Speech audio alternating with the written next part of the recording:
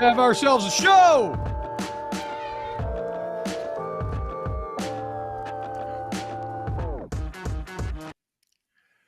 Yo, what's good, everyone? Hope you're having a wonderful Tuesday. It is Tuesday, right? Aggressive opening to not know the day, T-Bob, but I'm pretty sure it is. That's right, it's Tuesday. And look, we just wrapped up a great week one of the NFL last night. We have a ton to get to today, though, on Snaps, presented by FanDuel. Snaps, your new favorite daily college football show, 45 minutes every single day. Shout out to the volume. Look, subscribe to the YouTube channel, hit the like button, subscribe to our pod wherever you get pods, rate and review. It helps out the boys. Speaking of the boys, we got our excellent producer Ryan Brumley and SEC QB1, Mr. Aaron Murray. Aaron, what's up, dude? Happy Tuesday. Before we get into the college football, because this is a college football show, what the hell is up with the clock management last night on Monday Night Football for the Denver Broncos? Did you watch that crap? I did not actually watch it live. I'm currently so I love behind the scenes stuff. And I'm currently watching a documentary series on Disney Plus about Industrial Light and Magic, which is who did all the special effects for Star Wars, Indiana Jones, all that kind of stuff. Anyway, it's incredible. I did see this morning, though, Aaron, I am aghast, agog, astounded. I have never seen such poor clock management out of a professional organization. And you know what? You know what questions it must bring up about Coach Nathaniel? I'm just not sure, Aaron, if he can hack it. Ha. Right? You know what's funny? We think these guys are like the best in the world, and they are the best in the world, but that they're immune to make mistakes. Like they're not going to make mistakes. And this, brings me back to, this was heading into my third year in the NFL. I was 2 years in Kansas City. I was with, Andy Reid, Matt Nagy, Doug Peterson was our OC. Doug leaves Kansas City, gets a head coaching job at Philly. I go over there with them that first year. And you would think a guy that had been with Andy Reid for that long, seen Andy Reid at Philly, was with him there. Shoot, was with Coach Reid back and when he was coaching at the Packers. He was Brett Favre's backup, and then was the OC in Kansas City, that he would make some mistakes, but not a lot. And the amount of clock issues that Doug Peterson had his first year as a head coach in Philly, and he admitted it. He admitted it to the media. He apologized to the team multiple times. So it happens, especially early in the season. But I just didn't get it. I think they had 2 or 3 timeouts at that point. They had 3. They had all 3. They had all three timeouts. And let's just save it for a 65-yard field goal. When you're paying Russell like $200 million plus, I was flabbergasted, man, completely flabbergasted. And good thing losing one game in the NFL doesn't end your season like it is college football.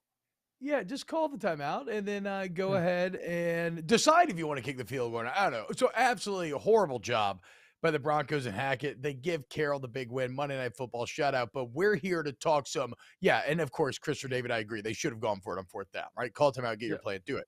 But Aaron said it in the chat. Okay, we got a hot show today for y'all. First off, something Aaron is uniquely qualified to speak on.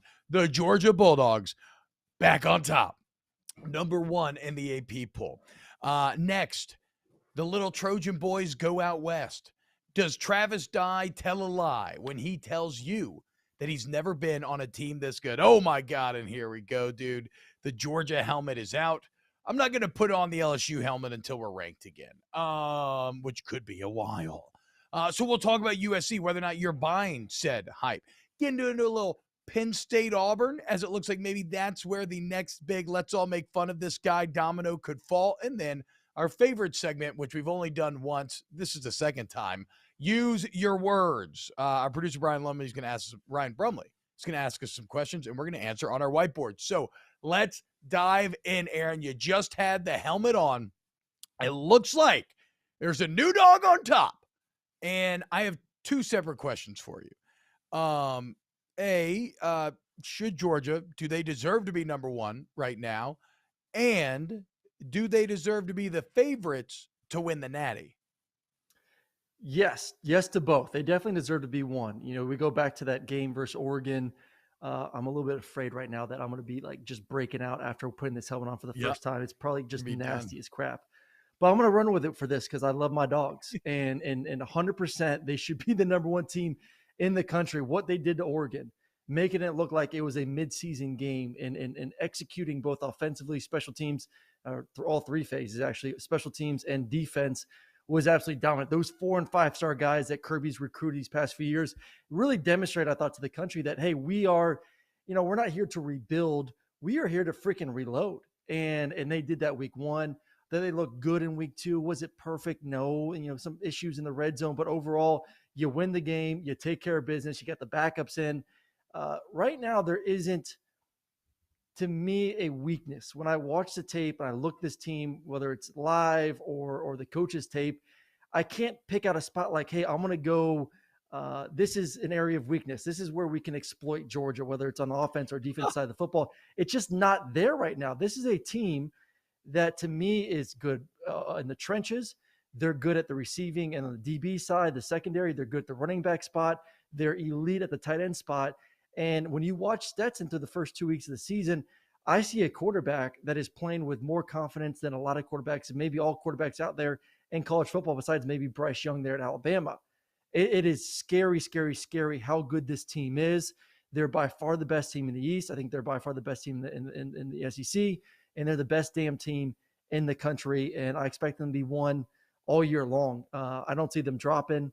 They're going to have some games here there that are a little bit close. I thought South Carolina maybe could push them this weekend. They lose a couple guys on defense. I don't know how good South Carolina is, especially on the offense side of the football. I think they'll go in there and take care of business. Tennessee at the end of the year is going to be a challenge. Now, obviously, when you play most likely Alabama in Atlanta, that will be a challenging game. But right now, I think they're the best team. Yeah, look, I mean, all fair. And Aaron, to your point, you have not seen my notes, right? We do share an overall rundown, but I have my own thing. It's called a snap side piece. Okay. I don't want you to be jealous, but it's where I kind of get my thoughts on paper. And literally, this is what I wrote verbatim. I'm just going to read it. Just don't really know what the weakness on this Georgia team is yet. We need someone to exploit and or show us one. So it's exactly what you just said, right? Like if you look at Alabama, you could argue that offensive line, the same way that they did last year, and which was still a very good Alabama team, but they gave up a ton of sacks, a ton of TFLs. Alabama's offensive line did not look good against Texas. It's actually, I mean, however you want to look at it, Alabama's line didn't look good. Texas D-line did look really good. Either way, that was the biggest difference in that game. So, yes, at this point, there is nothing that we have seen in either game for Georgia that has pointed to anything resembling a weakness. The one thing you could maybe latch on to would still be that you replace so many bodies on the defensive side of the ball, but I don't believe that, right? Like, I don't think of that a weakness because you replace them with more NFL guys. Yep. That's exactly what we told you going into week 1, and so everything checks out. Go ahead. Yeah, well, you bring up a good point. Like, yes, they lost a lot of guys in the first round, but look at, besides the 4 and 5 star guys that they brought in to replace, all those first round picks, look at what they also return. Jalen is I would say a top 2 or 3 player, especially on the defense side of the football in America. Nolan on the outside's a beast. Yeah, Keely Ringo, Chris Smith in the secondary. So you brought back 4 or 5 guys that today, they may be first round draft picks. Like the 4 guys I just named right now, if you look at a lot of the big boards out there, are projected first and second round picks in the NFL. So this is still a defense that with just those 4 guys alone have a ton of NFL talent. And then we have seen some of these young guys that have been in the system that Kirby's recruited extremely well go out there next year. I mean, that's the biggest difference right now. And I don't want to, change topics too much, but A&M, because A&M has recruited well. A&M is not just this past year, but we said it has recruited well for the past 2 or 3 years there with Jimbo. But where is that talent? And this is why Saban has been so good, because Saban can take those guys, put them on a bench. We all forget about them. Then all of a sudden, once someone gets drafted in the first round, that guy takes over and dominates. Yeah. And this goes back to my original talking point that we discussed early on the season. Who is the most capable to have a Nick Saban type run? It's Kirby, because he's shown that he could put a guy on the shelf, have him sit for a year or 2, or even some of these true incoming freshmen like the Starks kid who had that amazing pick in game 1. And those guys can be ready to play as soon as their number is called. That is hard to do. and Kirby's shown that he's that talented of a developer, of a recruiter, and being able to put those guys in the right position to go out there and make plays. Yeah, and look, I think Brad Powell, and it's a really good point you made, Aaron, on the returning guys, because you're right. All 4 returning guys are first rounders themselves. Like, you could build a good defense based off of those 4, even if you weren't replacing the other people with 4 and 5 stars. But Georgia is, and that's where they are. Brad Powell says, and a lot of those guys got time last year in quite a few blowouts, which is another great point, right? Even on like Stetson Bennett stats, we forget Stetson Bennett never plays a second half. He never has to over the past couple of years. And yeah, so Georgia checks all the boxes, man. Of course they should be number 1 right now. Of course they should be the national championship favorite, because bottom line, we had 2, maybe 3 dragons entering the year in Ohio State, Georgia, and Alabama. And in Alabama's case, they look very mortal. Now, it's not, but they looked mortal last year, right? And they still beat Georgia in the SEC championship, can make a loss. So it's not to say they're still legitimate competitors to UGA, but you can't say they look better thus far. And then with Ohio State, yeah, they've been, they've been great, but what does that Notre Dame win feel like now, right? They got a little bit of its luster taken off. We're already not as sure on Ohio State. So, yeah, man, of course Georgia's number 1. Georgia's giving up 1.5 points per game right now. Who would you like, though? Who would you like, T-Bob, who would you like right now in a matchup between Ohio State and Alabama? Because yes, I understand that the win versus Notre Dame is not as sexy as it was 2 weeks ago, but that was without Jackson Smith and Jigba, who was out for the majority of the game. That was without another one of their top receivers. Those guys will be playing this weekend, it looks like, from Coach Day making an announcement. I think, based on what I've seen from both teams, it's hard to judge Ohio State once again because Notre Dame's offense is atrocious. So how good did they improve that much this offseason? Yeah. I'll bet on yes. And then I'll also bet on their offense is significantly better than Alabama's offense. So I think if you put those 2 teams on a field right now and a neutral site in a playoff game, I would put my money on Ohio State winning that football game. So if I had to rank my teams 1 through 3 for the 3 best teams in the country, it would be, Georgia 1, Ohio State 2, because I know they're going to be able to score points, and Alabama 3. I just don't know right now if Alabama once again has the horses in a shootout to be able to score 25 to 35 points, even against a team like Ohio State, who still needs to prove to us that their defense is taking that next step under a new defensive coordinator. So the only reason why I'm not willing to give Ohio State that nod quite yet is, it's a couple of things. First off, I am a little bit like in a mind warp over Bryce Young, right? Like, it kind of doesn't matter. Like, I feel like whenever the pressure is highest, quite simply, Bryce Young is at his best. Like, he has an ability to turn up his level of play. Now, he is limited because of the lack of weapons, like you talked about, Aaron. And it's hard to make too many Ohio State takes with Njigba not playing against Notre Dame. But Notre Dame's defense really held their own.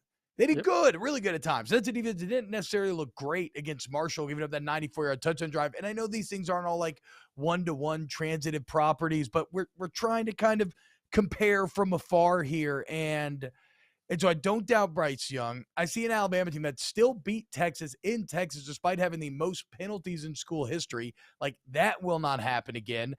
I do think Will Anderson's going to turn it on eventually and play much better, and he would be able to harass Bryce Young. So I'm not there with Ohio State yet. I could certainly get there quite easily, but I do think we're maybe rubber banding a bit too hard on Alabama here for still going into a Texas team that has just as many 4 stars. I think they have half as many 5 stars as Alabama does. They still have like 6 or 8 or something, but that's a talented Texas team, no matter what they've been the past few years. So no, I'm not completely off of it. I go Georgia 1, Bama 2, Ohio State 3. I mean, listen, it's what horse are you going to bet on during the season when it comes to, because they're different teams. I think right now you look at it as like Ohio State sells the potential to be one of the elite offenses in the country. Alabama, we know is going to be one of the elite defenses in the country. Now, you can't win a championship with just one or the other. Georgia showed us last year that like they needed the offense to step up, and they did. They stepped up versus Michigan. They played a tremendous game. And then especially in the second half versus Alabama, they stepped it up and made some big plays and was able to pull away and win that football game. You need both. You need the offense to complement the defense. You need the defense to complement the offense.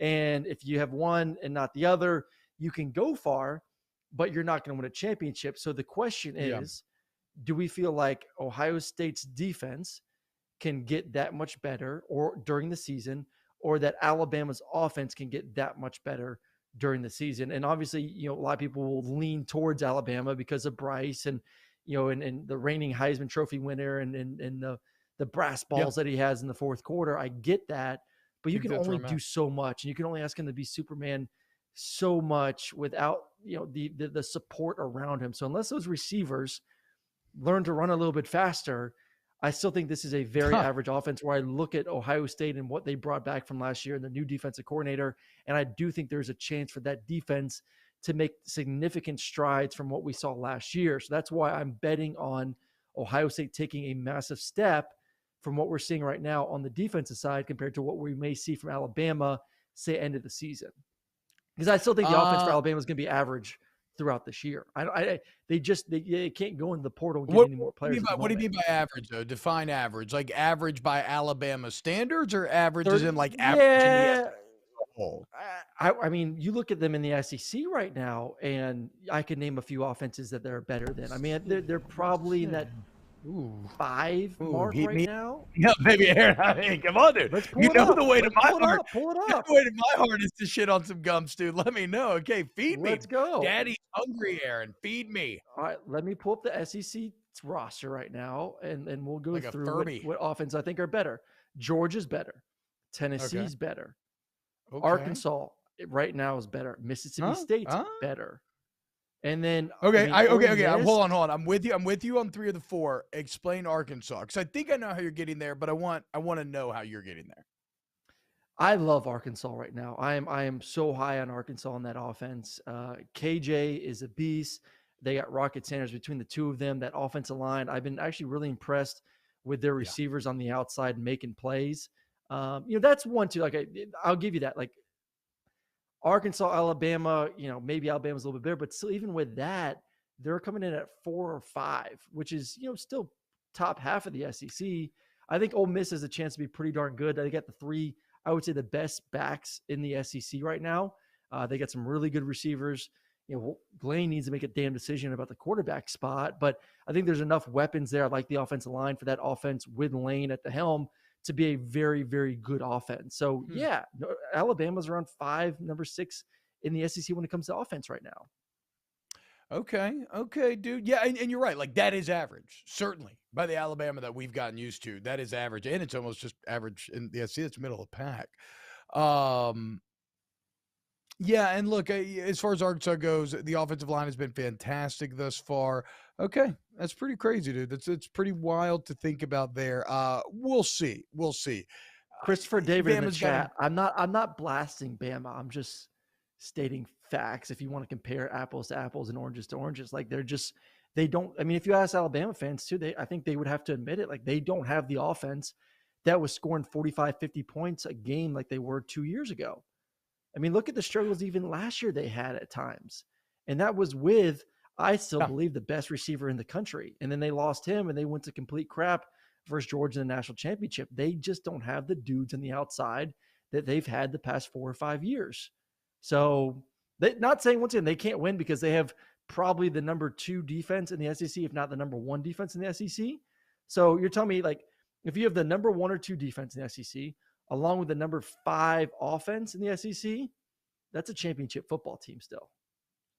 Yes, definitely. But it is not the offense, if they stay ranked where they are, it is not the offense that had a Heisman winner last year and had some of the most dominant stats at times you've ever seen in your life before.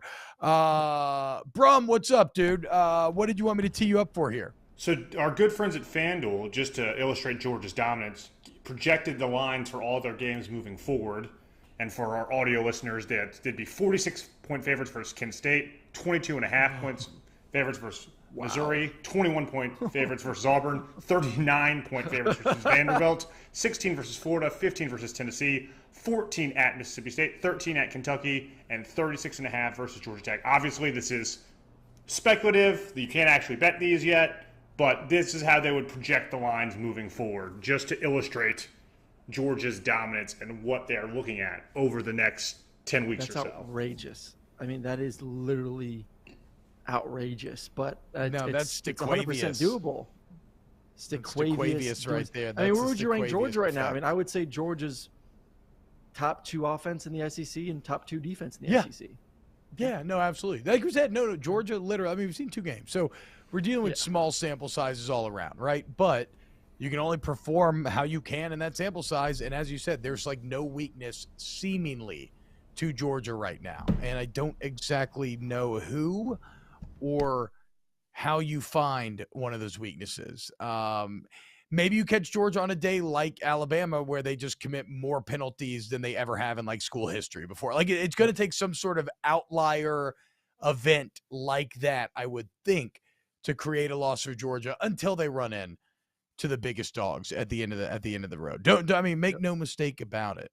Georgia is a dragon of the realm, and those things are rare and they are few and far between. All right, I'm looking at chat here. UJ's O-line is weak. Kirby's visor says, Bama's O-line is weak. Bama. Yeah, same thing as last year.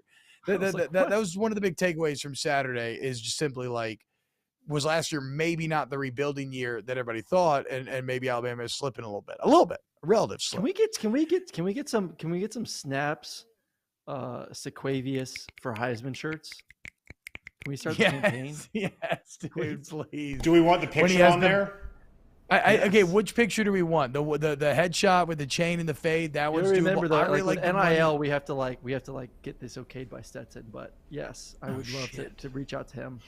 And I'll put a little money in Staquavius' pocket. Can we see like a return from that? It's like I'd invest in Staquavius stock for sure. I'd have been on it from the ground floor. No, that's not true. I was kind of doubting a little bit. I wasn't sure if he'd gotten too full of himself. Hey, can we get Papa Colin to sponsor some NIL so we can get some Staquavius snaps shirts for the year? Yes, dude. Please. Or just gold chains that say Stetson. So look, we've talked a lot about Alabama and a lot about Georgia and a lot about Ohio State here. One team we have not talked about that we may be talking about more and more, Aaron. I mean, the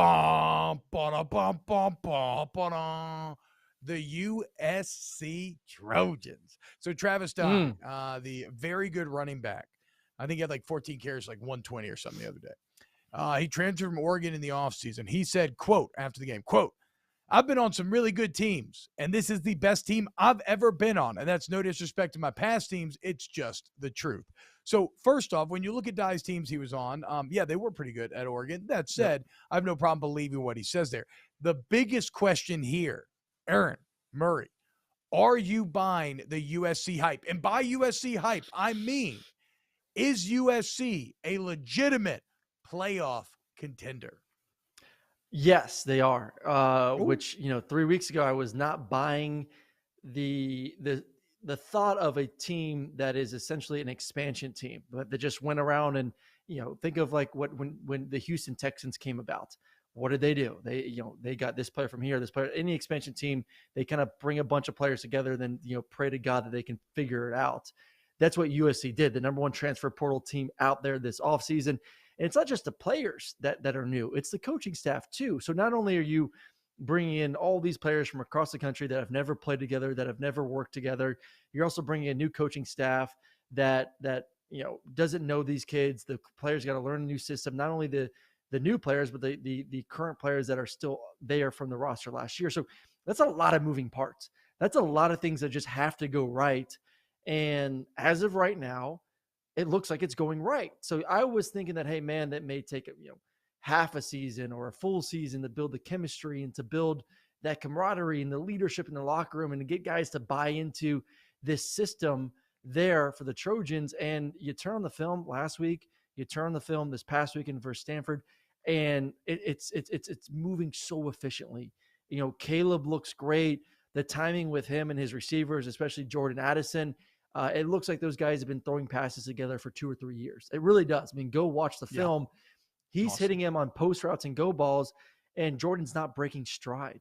It just everything seems effortless. It seems smooth, and they who knows how good Stanford is? Obviously Rice isn't a good football team. I think Fresno State has some ball players. We'll see what that looks like. Washington State on October 8th, and then obviously Utah the following weekend is kind of their two big challenges. But they got talent. It seems like that talent is working extremely well together, and their schedule sucks. Sucks in a good way for them. Sucks in a good way. My favorite kind of suck. Yeah, yes, the good sucking. They don't play anyone. I mean, Washington State and Utah are the only I don't even know how good Washington State is, honestly, but Utah's hey, go Cougs, okay? Utah's the only team ranked on their schedule. Only fair. Ranked team, and we hey, maybe that game versus Notre Dame in the season. Notre Dame sucks. So nope. That game sucks. There is a legitimate path for USC to make it to the playoffs, and offensively, I think they belong. And I'll let you kind of hit on the defense a little bit because you've watched that tape more than I have on that side of the football. But they got the horses on offense to score points and to stay with anyone.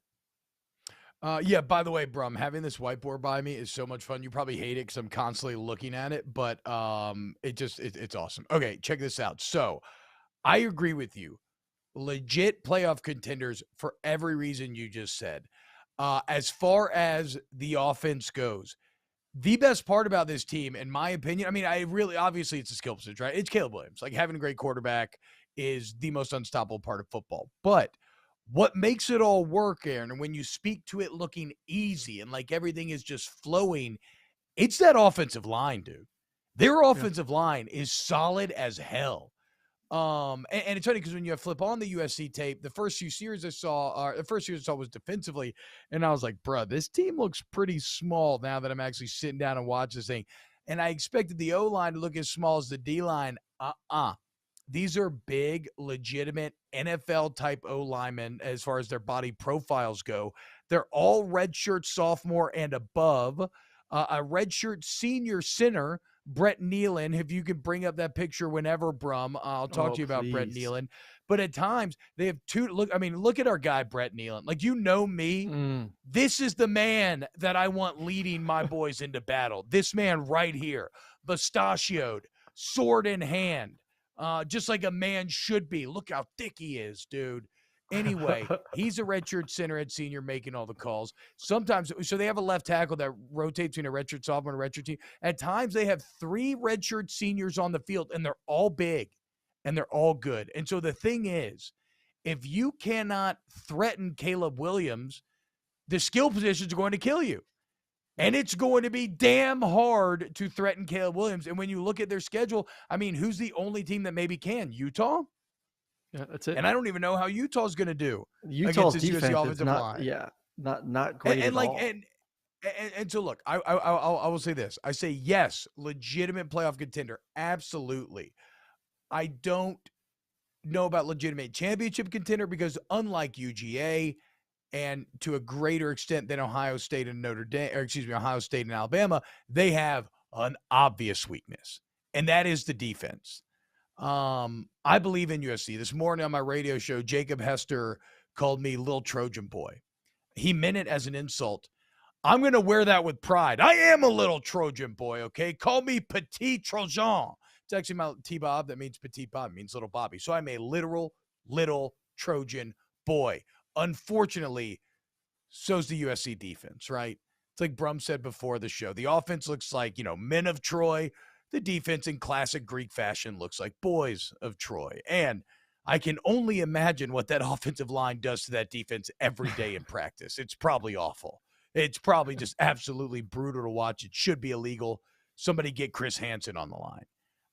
The point is, though, offense is incredible. Defense is a serious weakness. And that's why I don't think they'll win a championship. I will say this. I maybe got one.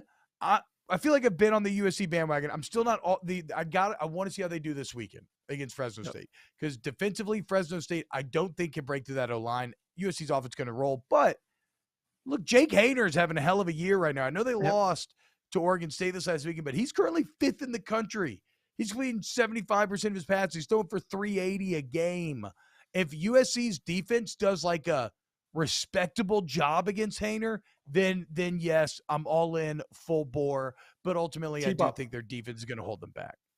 So right now, very confident 3 teams still to make the playoffs: Georgia, Alabama, Ohio State. There's one spot left. Let me play this scenario out for you, and let me hear your opinion on it. Okay. USC loses to Utah regular season, comes back, beats Utah in the Pac-12 championship.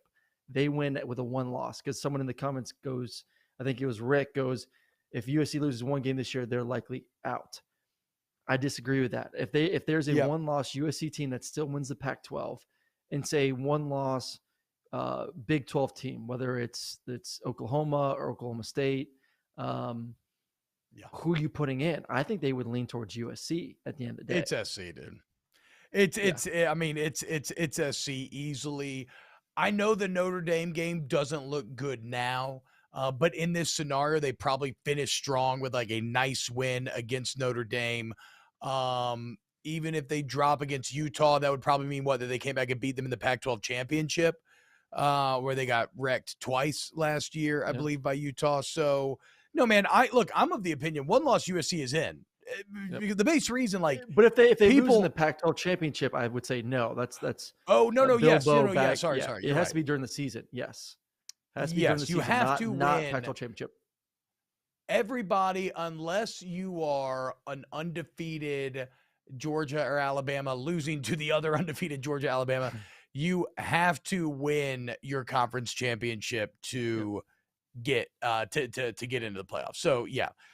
Look, I came away, I entered that USC film expecting in my head to be like, you probably overhyped them. I came away kind of higher on them than ever, again, because of that offensive line. And if they cover this weekend, I think it's like 12.5 against Fresno. They cover this weekend, we're full steam ahead. Ooh, Rick Rowland, who's in 1-loss Clemson or 1-loss USC? USC. But is the ACC not better than the Pac-12 this year?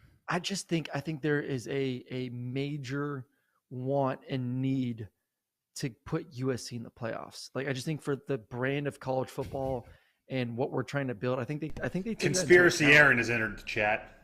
Yes, I think USC being in the playoffs over Clemson is better for college football. I do. I don't disagree, dude. And I'm not against Clemson at all. I'm just saying, like, brand wise and star power, USC will go in above a 1-loss Clemson.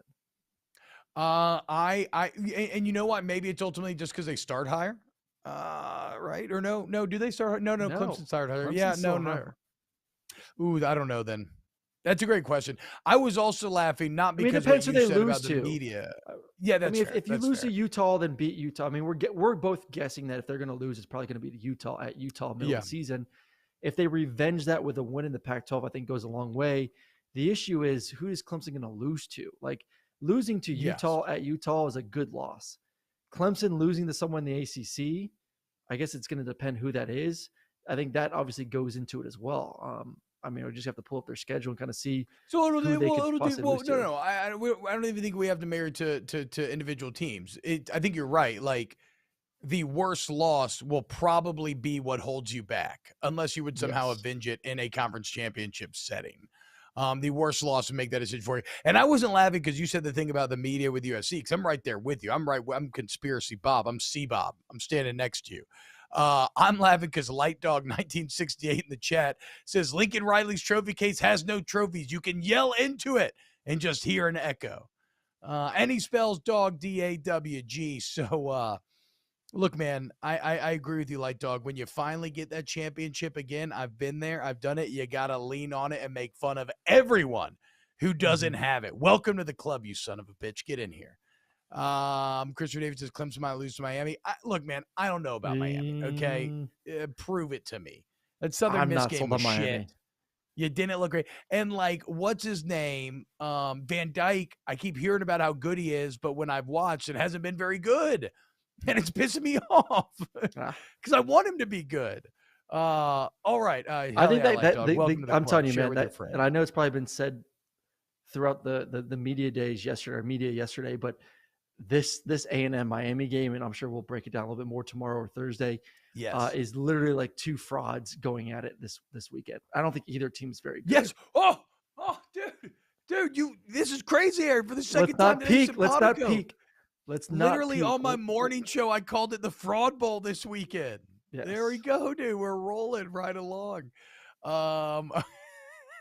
Okay, Nightwing AD, welcome to chat as well. It says maybe looking at USC's trophy case will inspire him to win one. That's true. There's a lot over there. I ain't been for a minute, but there's a lot. All right, next on the rundown today. Speaking of Fraud Bowl, this is not quite the Fraud Bowl. What you could cause this is like the who are we going to declare hate on next week bowl, and that is Penn State against Auburn. This game is in Jordan-Hare, correct? Penn State at Auburn. Correct. Is that correct? They played in Happy Valley last year. Yeah, I remember that. It was a great game. Yep. Which, to be fair, if we get another great game like that, probably both coaches escape. However, with Bryan Harsin and James Franklin, and with how Auburn has looked these first couple of weeks, there's a very good chance things don't go that smoothly or that well played. So it's a CBS 3:30 game. Immediately, millions will watch, right? That's the big boy slot still. And if you look, the game has massive failure potential. Like I said, Auburn's offense right now looks awful. And I was a TJ Finley fanboy, right? It's kind of funny, right? I watched Finley and Johnson both play as a freshman, and now neither one is playing. Finley's playing just awfully, and Johnson's nowhere to be found. But they have the third worst passing offense in the SEC. Doesn't look like it's getting any better. Penn State with a huge win to start the season. Looked solid last week. There's potential that Penn State handles Auburn here on a massive stage, Aaron. And Auburn fans are having the Harsin conversation all over again. Yep. No, listen, going back and watching the game and I'm going to try to find some sort of positive for Auburn right now, looking at them. Big positive is obviously the defense. They got a really good defense. That front seven is legit. You put that front seven in a primetime game in that stadium. You and I have played in Jordan-Hare before. That's a hell of a place to play football. It is loud. It is a lot of energy. I had their game 2 weeks ago against a scrub opponent, and they showed up big time versus even Mercer. I know it's first game of the season, but they will show up. They're 2-0. Penn State's coming in town. It was an emotional loss last year. It's 3:30 CBS. That place is going to be deafening, 100% deafening. So it's going to be hard for Penn State and that offense to move the ball against that defense with that kind of crowd noise. I've been impressed with Clifford, big time impressed with him, especially in that first game, the way he was able to bounce back from that INT. Yeah. Here's my one positive nugget about Auburn's offense. Last week, if you go watch the first half to the second half, TJ looked a lot better and more comfortable in the offense. He was letting it rip. He was moving around, maybe a little bit too much at times, which is kind of what they're trying to work on with him, keeping his eyes up. But the kid's got a massive arm. I think the receivers are improved. Tank is Tank. Obviously they need to find ways to get Tank going early in this game. I think you win the game. If Auburn, if you want to win this game, Tank needs to go off. The defense has to play great.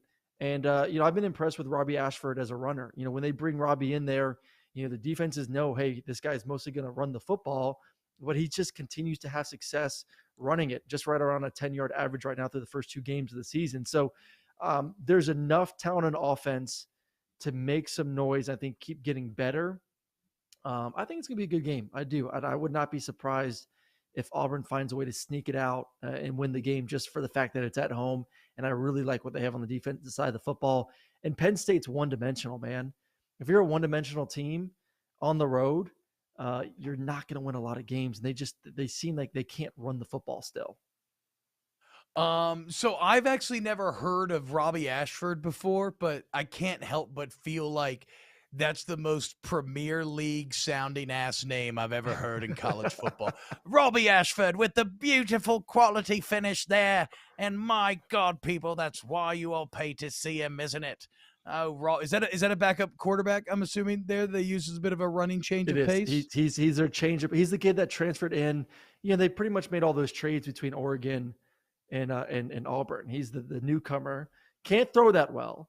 Or at all, but he can run. He may be, Harsin told me a couple weeks ago, he's probably the fastest dude on that team.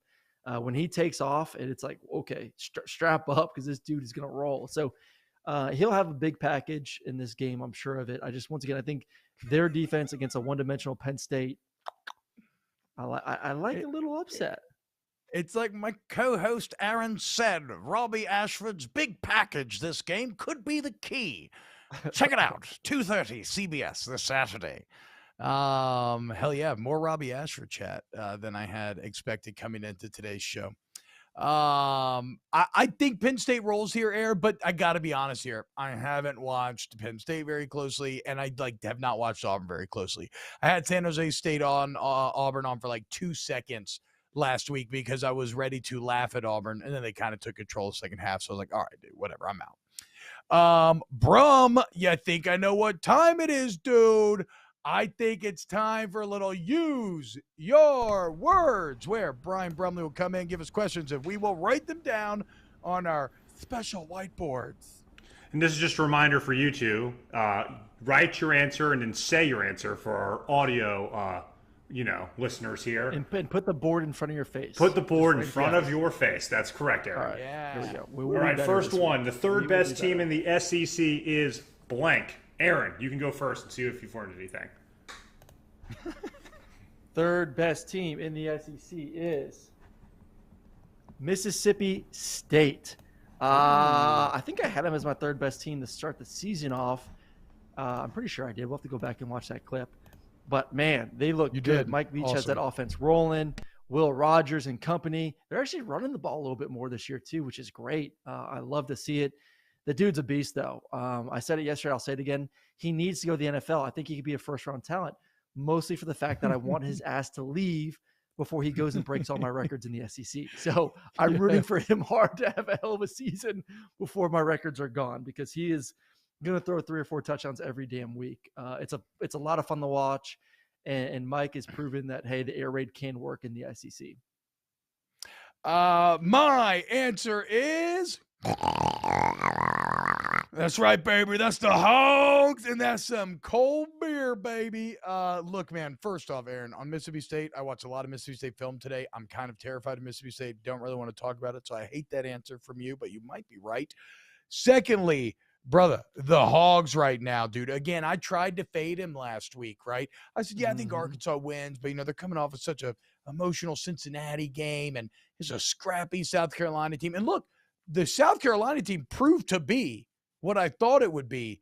The Arkansas Razorbacks just proved to be continually better than I am giving them credit for. I mean, and honestly, the game was closer than any right to be. They were dominating South Carolina up front. They just look big, Arkansas does, all over the field. But, like, especially offensively, yeah, you lose Traylon Burks. You got Trey Knox. The kid's like 6'5", like 240 or something, and he can fly. It's and then you mentioned KJ Jefferson's play. So, yeah, man, it's kind of wild to say, but I think it is. I think the Arkansas Razorbacks are the third best team in the SEC. We're finally getting answers to SEC Media Day's most intriguing questions. All right, what we got next? T-Bob, you can go first on this one. It's still Texas A&M slander week. Texas A&M will win blank games this season. 6 games. 6 games alone. Brum, I don't know if you can bring up I can bring it up right here. Texas A&M schedule. Sorry, I thought I had it brought up. Okay, I'm looking for wins on this A&M schedule, and I know we're being reactive, but I'm going to give them a couple that I don't even know that we'd give them today, okay? I will give them a win. They have one right now. I'll give them a win over LSU. I'll give them a win over Auburn. I'll give them a win over UMass. Outside of that, right, they still need 2 more out of Miami, Arkansas, Mississippi State, Bama, South Carolina, Florida, Ole Miss. Like, they don't really feel as good as any of those teams from where we sit today. So 2 more only gets into 6, and you want me to find 3 more in that group? I mean, hell, give them South Carolina and then try to find 2 out of the other ones. You just can't do it today. So it sounds dark, and I'm kind of in the same place with LSU. So A&M, misery loves company. We shit on each other here. But, yeah, man, I'm at 6.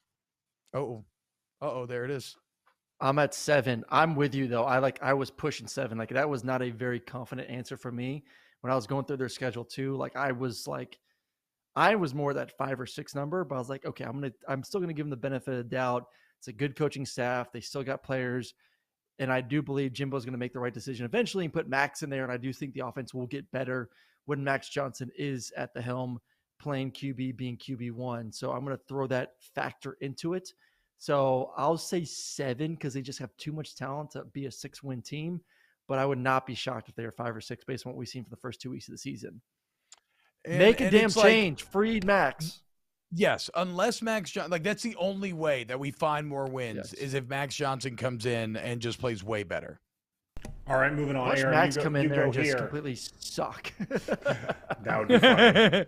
Well, I mean, we did say if he manages to play way better. Trust me, after yesterday's show, I have no belief in Jimbo Fisher to develop quarterbacks anymore. Like the proof is kind of in the pudding. So, let him prove it to me again before I start to give him that benefit of the doubt anymore. I'm sorry, Brum, what you got? No worries. Let's move on to the future of Notre Dame is blank. Aaron.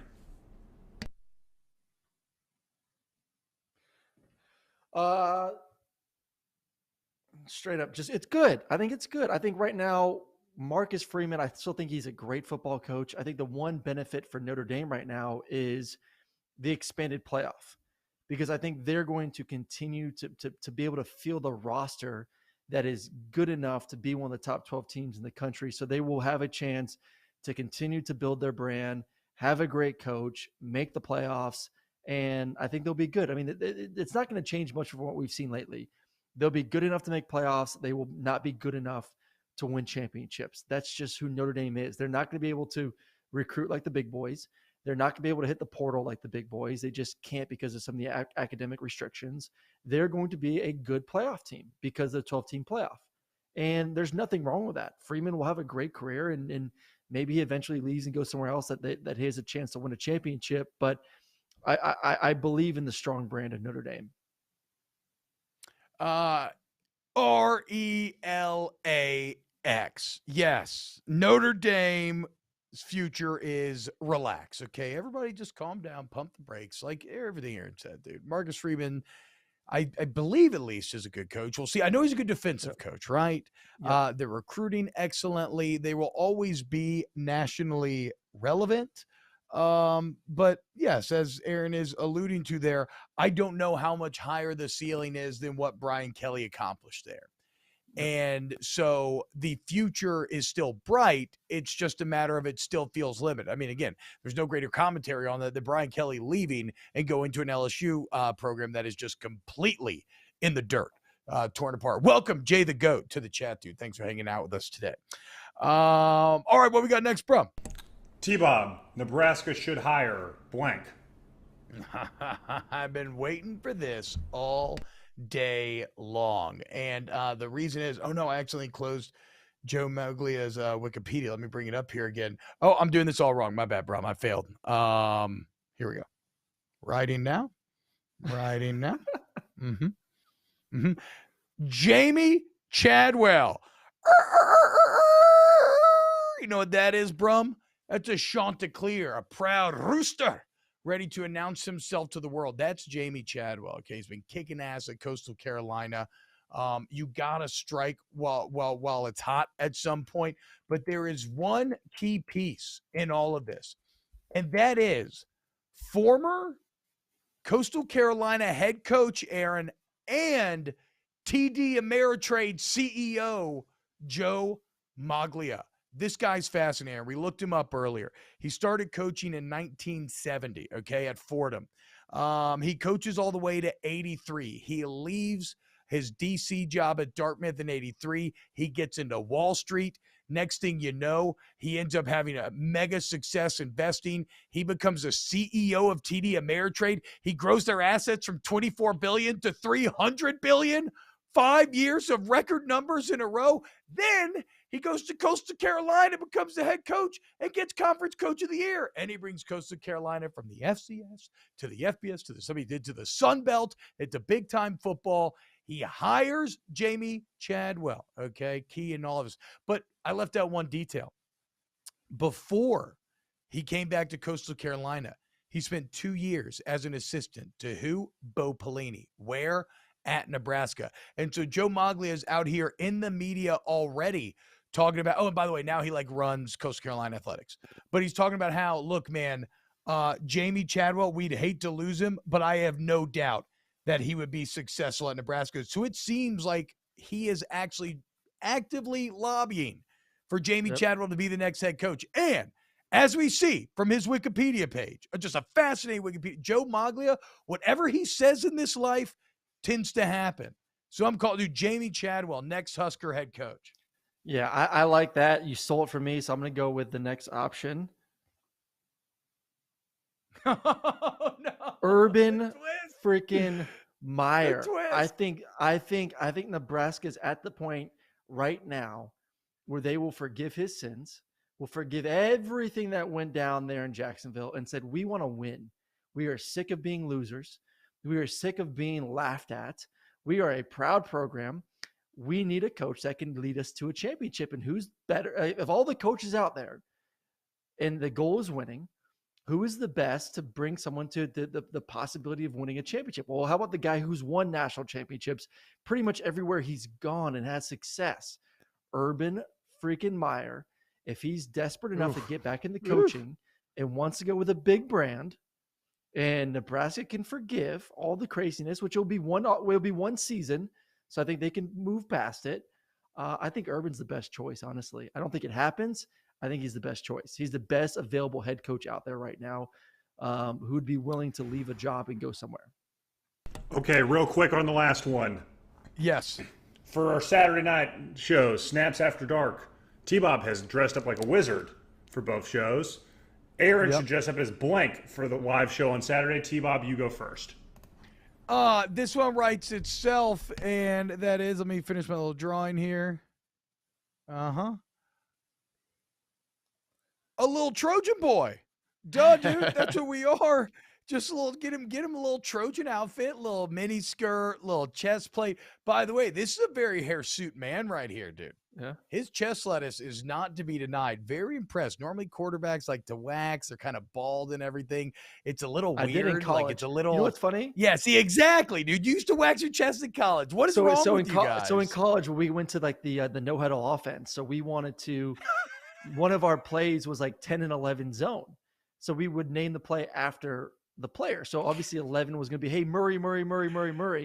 And Bobo knew I like to trim my chest hairs. So the signal was this.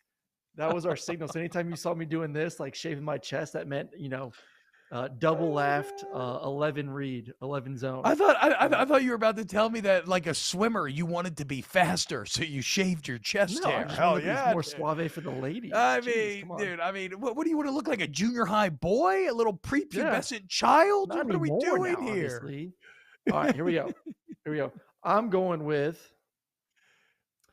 I don't know if you've seen it or not. And what was it? You got to say it out loud. Say it out loud for the podcast. The Browns' new mascot for their midfield logo. Let me look this up. I don't know if we can, Brum, you could pull it up real quick or not, but the Browns just announced little elf guy, Brownie the elf. Yeah, the Brownie the elf. I think the whole elf theme for your Gandalf could go well. So I saw it right before the show. I was like, okay, that's my answer. There we go. Brownie this the is elf. This is one of the dumbest looking mascots I've ever seen here. In Brownie the elf. Hell yeah, dude. Look, okay. But Brum, the reason why the volume needs to buy Aaron a Trojan costume is because unlike Brownie the elf, it's not going to cover his face, right? Unless you go like maybe just elf ears. You do have an elvish look to you, Aaron. You could be a great elf. We just gave you a little pointy elf ears. But Brum, imagine your QB1 right now in a Spartan helmet, right, with a gold chest plate, Gladius, whatever, sword in hand with a nice little male mini skirt. Okay, he would look awesome. He's got the thighs for it. I got the thighs. I did a nice 45-minute Peloton bike today. Them thighs are. That's QB1 stuff right there, people. All right, we got to go. Aaron, you have a great show, and everybody like and subscribe to the video, to the channel. Hey, if wherever you listen to podcasts, help your boys out. Sub to Snaps. If you sign up for FanDuel, use the promo code Snaps. Rate and review it. We'll see you tomorrow, 2 p.m. Eastern, 1 Central, every day here on Snaps.